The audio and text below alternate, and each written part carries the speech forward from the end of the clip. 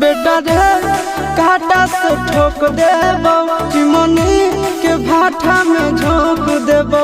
देखबो कवन बाप बचैतौ तोरा, प्रशासन के गाड़ी भी रोक देबो। बेटा जी सुनो, बेटा रे काटा से ठोक देबो, चिमनी के भाटा में झोंक देबो। देखबो कवन बाप बचैतौ तोरा, प्रशासन के गाड़ी भी रोक देबो। तोरा जैसन के हम खड़े खड़े गिरबो।